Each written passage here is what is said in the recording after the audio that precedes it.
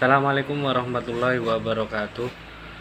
Di sini saya sebagai moderator dari kelompok 1 akan menjelaskan tentang presentasi dari kelompok kita, yaitu yang berjudul kapitalisme. Apa sih kapitalisme? Kapitalisme merupakan sistem ekonomi di mana kapasitas kerja merupakan suatu komoditi yang dibeli. Pembahasan kapitalisme merupakan evaluasi terhadap kapitalisme dan evaluasi terhadap apa yang akan terjadi di masa akan datang. 4 model kapitalisme yaitu kompetitif, krisis, kompromi, dan perseroan. Model kompetitif, model tradisional yaitu ekonomi politik klasik. Tokoh utama F.A. Hayek dan Muhammad Friedman berpendapat bahwasannya keyakinan dari individualisme ekonomi yang merupakan turunan langsung dan diakui dari liberalisme abad ke-19. Untuk selanjutnya akan dijelaskan oleh pemateri selanjutnya. Liberalisme adalah fungsi pemerintahan dan terutama pembatasan seluruh kekuasaannya. Masyarakat abad 19 menganggap dengan perluasan kekuasaan akan meningkatkan kesejahteraan dan persamaan. Abad ke-20, masyarakat beranggapan bahwa kesejahteraan dan persamaan merupakan prasyarat kebebasan. Kaburnya pandangan mereka karena pertumbuhan demokrasi klasik. Pemecahan menurut Hayek memesahkan kekuasaan umum dua dewan yang dipilih. Satu merumuskan undang-undang, yang satunya lagi merumuskan kerangka umum undang-undang, dengan syarat pembuat undang-undang harus dipilih. Ancaman kebebasan timbul dari Berlin-Mintz dalam kajiannya The Modern Corporation and Private Property, yang artinya perseroan modern dan hak milik swasta. Mungkin kantor perseroan terbesar itu dikembangkan menjadi teknokrasi untuk menyeimbangkan tuntutan berbagai kelompok. Hayek menganggap ini sebuah doktrin yang menggerogoti kebebasan masyarakat. Baik, selanjutnya adalah tujuan bisnis, yang sebenarnya adalah pemakaian keuntungan yang menguntungkan dari modal yang dipercayakan oleh para pesero kepada manajemen. Argumen yang telah dibahas tadi adalah beberapa variasi dari tema yang sama bahwa pasar itu pada dasarnya adalah non-eksploitatif atau tidak memeras dan non-coercive atau tidak memaksa. Jadi yang membedakan antara perekonomian kapitalis dengan perekonomian pertukaran adalah pemisahan tenaga kerja dari modal, yaitu eksistensi tenaga kerja tanpa modalnya sendiri yang memadai. Jadi model krisis adalah ciri khas asumsi bahwa terdapat tendensi yang inherent dalam kapitalisme. Saya akan menjelaskan tentang tokoh lain Marx dan Schumpeter. Krisis berkala yang mengocok kapitalisme dan menyusun kembali perekonomian, walaupun Marx menganggap sebagai kegagalan dan Schumpeter menganggap sebagai keberhasilan kapitalisme. Next. Keduanya percaya bahwa hasil akhir dari perkembangan kapitalisme adalah sosialisme, walaupun arti sosialisme yang berbeda menurut mereka. Marx dan Engels, kapitalisme adalah eksploitasi, alienasi, dan dominasi, dan tenden-tenden yang melekat pada kapitalisme untuk menciptakan kondisi yang memungkinkan transformasinya sendiri. Aliensi mengandung arti manusia sebagaimana adanya dalam suatu masyarakat kapitalis dan memungkinkan adanya suatu masyarakat komunis.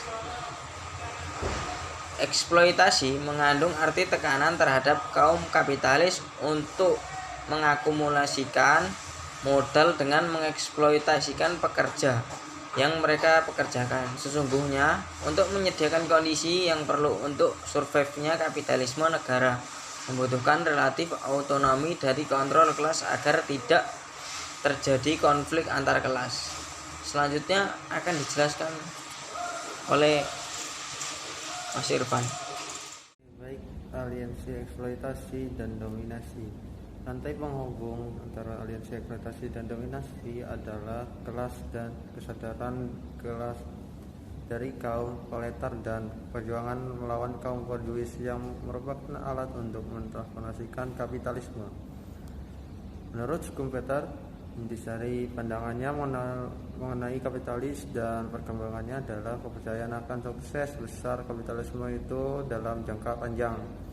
Impuls dasar yang menggerakkan dan memelihara mesin kapitalis datang dari barang-barang konsumen baru, metode produksi atau transportasi baru, pasar-pasar baru, bentuk-bentuk baru, organisasi industri yang diciptakan oleh perusahaan kapitalis. Menurut Schumpeter dengan Hayek, curiga bahwa masa tidak menyukai preferensinya untuk liberalisme dan bahwa demokrasi politik mungkin akan mengikisnya dan menghadapi masalah perunjukan liberalisme dengan demokrasi. Metode demokrasi adalah pengaturan konstitusional untuk mencapai keputusan-keputusan politik yang mana individu memperoleh kekuasaan untuk memutuskan dengan perjuangan kompetitif untuk mendapatkan suara rakyat. Metodelah yang memberikan tekanan penting pada pemimpin politik. Pentingnya birokrasi yang baik, pengendalian diri yang demokratis di antara para pemilih dan politikus rakyat sosial yang berlaku. Intinya pandangan terhadap demokrasi yang mana partisipasi tidak menonjol. Solusi masalah ekonomi perlu untuk membujuk orang untuk menerima pekerjaan yang tidak akan mereka laksanakan atas kemauan mereka sendiri, atau untuk pekerjaan yang mereka tidak mempunyai persiapan yang diperlukan. Kapitalisme untuk menyesuaikan diri adalah sangat besar yang merupakan tatanan yang fleksibel, yang memiliki kultural dan motivasi besar. Sekian dari saya. Baik, materi selanjutnya yaitu tentang model kompromi. Model kompromi adalah mencangkup unsur sosialisme pada kapitalisme dengan tujuan untuk memperbaharuinya dan memperkuatnya. Percaya pada kekuatan ide-ide untuk mengubah masyarakat dan kebebasan individu hanya dapat berkembang masyarakat kapitalis, yaitu J.S. Mill dan J.M. Keynes. Dalam hal depresi, Keynes memberikan suatu penjelasan yang masuk akal mengenai pengangguran.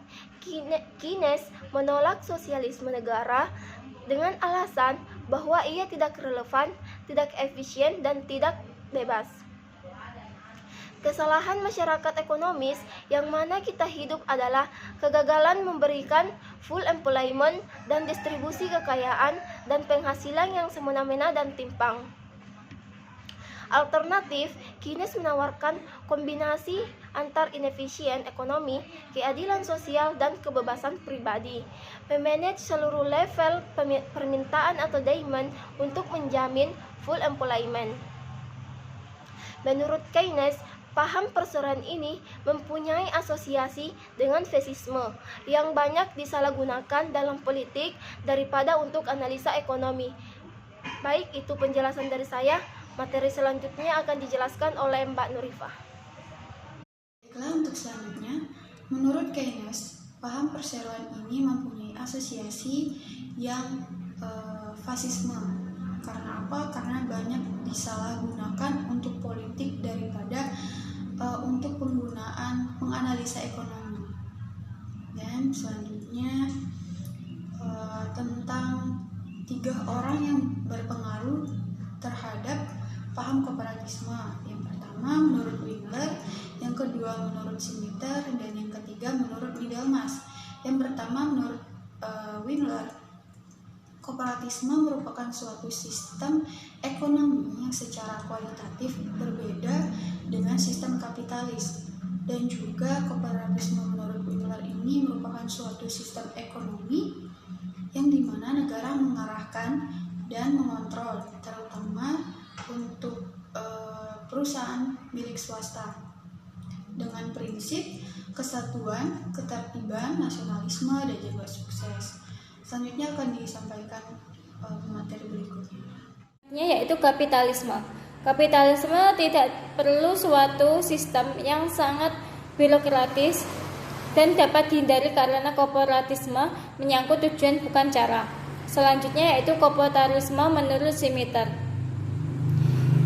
Sistem perwakilan dan pengantar kepentingan sebagai usaha mempertahankan kondisi kapitalisme. Membedakan koporitarisme dari sistem-sistem perwakilan kepentingan lainnya, terutama pluralisme. Selanjutnya yaitu pluralisme menyarankan pembentukan spontan, proliferasi numeris, perluasan horizontal, dan interaksi kompetitif.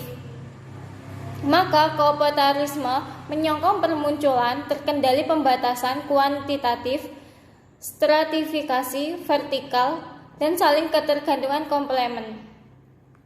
Selanjutnya yaitu cara mengatasi kesulitannya, yaitu dengan cara membuat perbedaan di mana lembaga-lembaga perseroan secara berkembang, secara berangsur-angsur dan spontan, dan menikmati kebebasan dari negara di mana sistem dikenalkan dan dikendalikan oleh negara. Selanjutnya akan dijelaskan oleh Mbak Nini. Middlemas, pendekatan bersifat historis, asal-usul dan perkembangan yang disebut sistem corporate bias atau prasangka perseroan tentang masalah tenaga kerja dan masalah produksi. Sistem yang dikembangkan ada 3. Yang pertama, institutional collaboration atau kerjasama kelembagaan. Yang kedua, triangular corporation atau kerjasama segitiga. Dan yang ketiga, triple alliance atau perserikatan rangkap 3. Kelemahan sistemnya adalah lembaga pengatur ini tidak sepenuhnya merupakan wakil dari para pemilih mereka, sehingga meninggalkan rawan terhadap ketidakpuasan rakyat dan pemberontakan dari bawah. 3 bidang isu kooperatisme. Yang pertama, Schmitter menghubungkan kooperatisme dengan kebutuhan kapitalisme untuk suatu rezim dominasi borjuis. Middlemas mengidentifikasi serikat buruh sebagai unsur kuat dalam konfigurasi korporatisme.